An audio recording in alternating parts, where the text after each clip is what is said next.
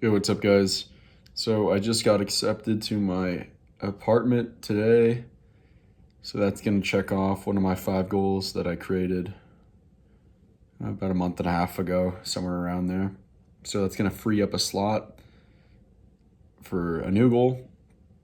I've been brainstorming what I want to do now with my new apartment coming up, my own place, more freedom, more free time to pursue a new objective. And yeah, I'm thinking this semester I've got a lot of money saved up. I'm going to continue to do the $200 a week of income as my goal. And if I continue to hit that, as I've been doing for the past couple weeks, I will be able to live off my money for a couple more months. My plan is to spend this semester hitting that $200 a month goal. I'll be able to have a lot of free time then this semester. And the goal being to spend a lot of my free time working on applications to colleges.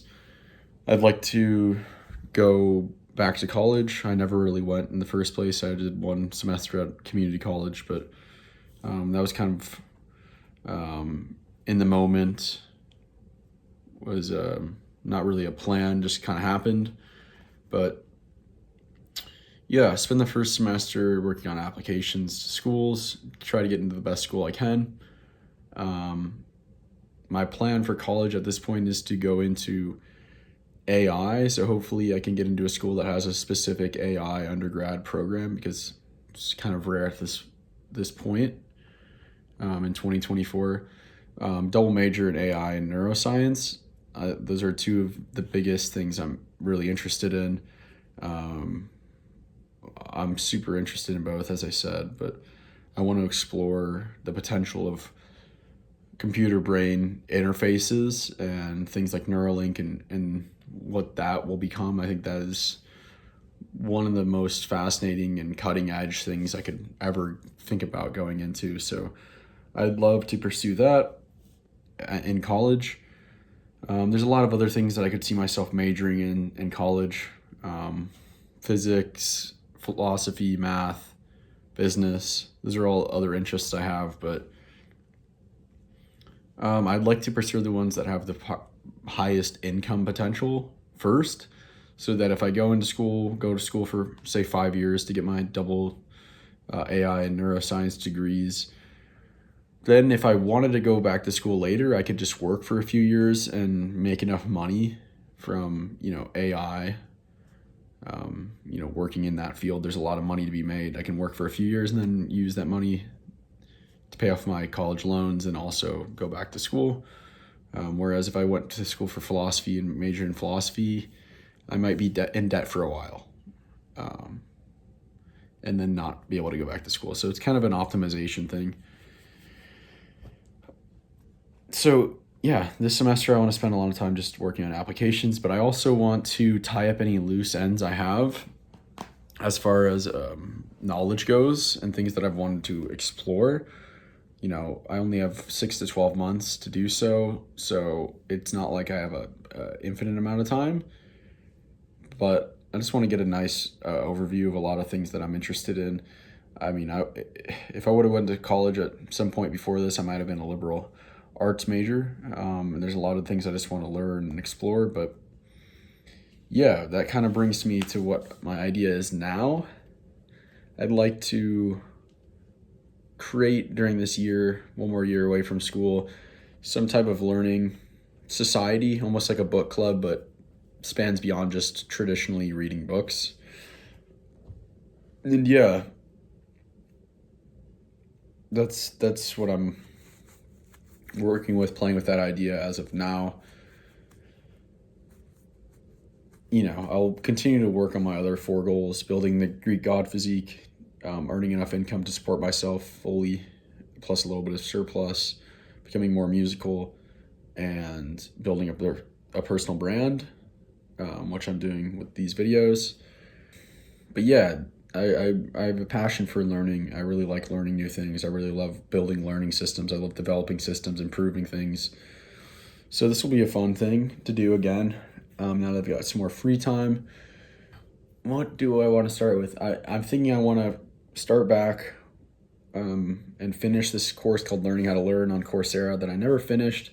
Spent a lot of time really digesting it, going very slowly. I think I've taken it twice, but I've got some lessons I never got through. And instead of just, going super slow and meticulously through it, I kind of just want to finish it up, wrap it up. So I want to start with learning.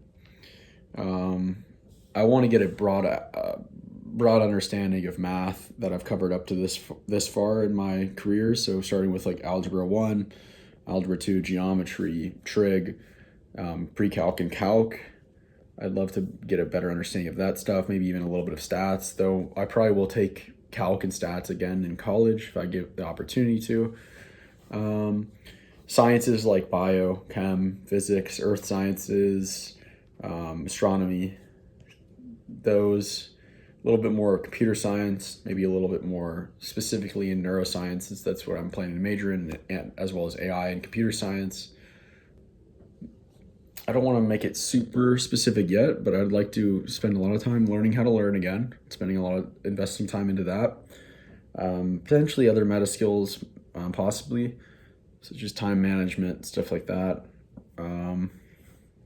Get the broad understanding of math and sciences, maybe a broad understanding of history, broad understanding of political science and culture.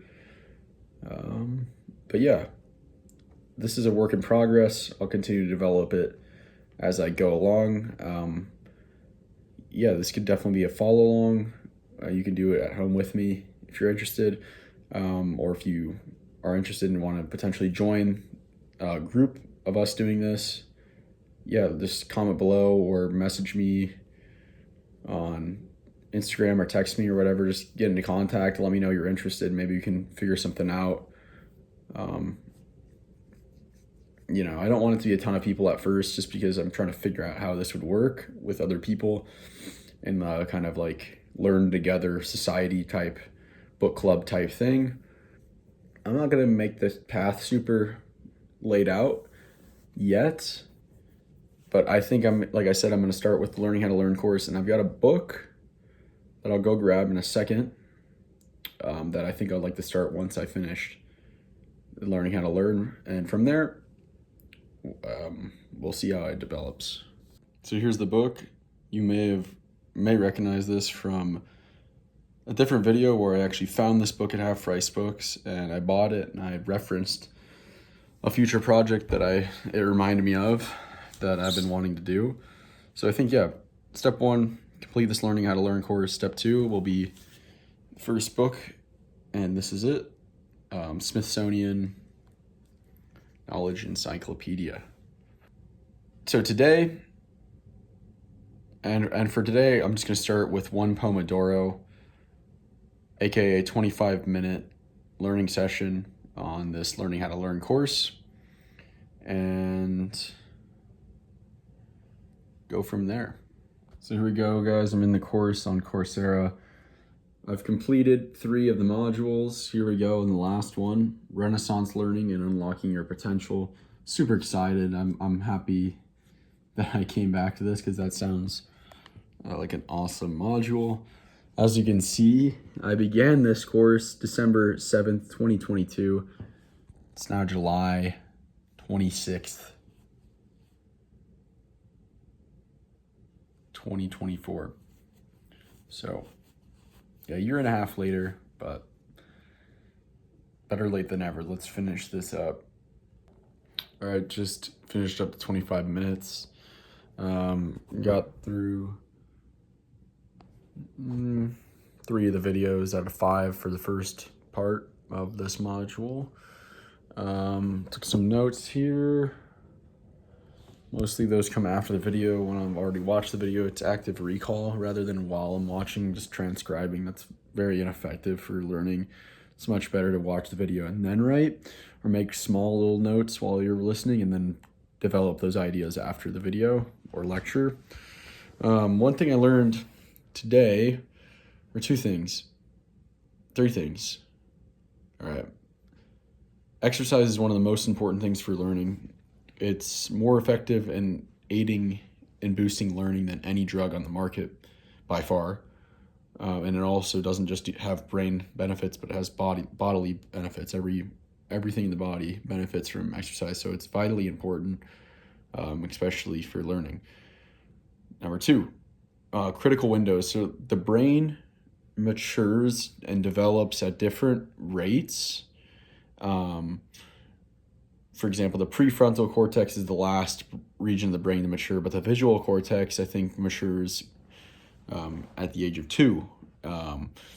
So we have these different windows of neuroplasticity and development of the brain where learning specific things are more easily attained.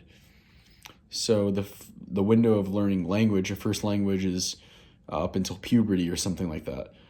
That doesn't mean you can't learn language after puberty. It's just more difficult, but you can develop the brain, you can heal the brain, grow the brain through practice, and you can essentially develop most anything that you weren't able to get the first time, or a lot more than traditional neuroscientists believe. We used to believe in neuroscience that neurons, the amount you're born with is how much you get.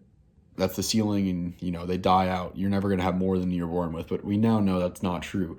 There's new neurons being produced and created in the brain daily, every day, all the time practically, in different parts of the brain, specifically the hippocampus, which is critical for learning, very important for learning. There's new neurons being birthed there every day, and those new neurons will die, but exercise can keep them alive and solidify them, as well as new experiences and learning. So exercise, critical windows, and the last thing I learned today were metaphors and analogies. Metaphors and analogies are very, very effective tools for learning, because the way I see it is metaphor is just, you're connecting two things, showing that, hey, this thing and this thing, they have actually a very similar or the same pattern. So if you already understand one of the patterns, you've already got that neural structure in your brain. You've already developed that pattern, that understanding of that pattern. Now all you need to do is just add one little connection of, hey, this thing is like this thing. And you're adding that little extension, little development of that already existing neural structure. Otherwise, you may have to completely redesign a whole new and build a whole nother neural structure that you didn't need to, because you already understood the pattern. You've already downloaded the pattern. Now you just need to add that, hey, this thing, that is like this thing that I already understand. So metaphors, they boost memory. They also boost understanding. And I think it's probably through something like that I just explained. Another thing that I learned is putting yourself in these metaphors or analogies or stories or visualizations. They're all kind of grouped together: metaphor, analogy, stories, visualizations. Typically, the more visual the metaphor, the better, because our brain is so visually dominated. It takes so much processing power to constantly be taking in the visual external world. So typically the more visual the better, and if you put yourself, like literally you, in the visualization, is apparently very, very, very effective. So yeah, that is day 1 of this revised, updated, learning general studies kind of project, or whatever you want to call it for now. I'll catch you guys in the next one.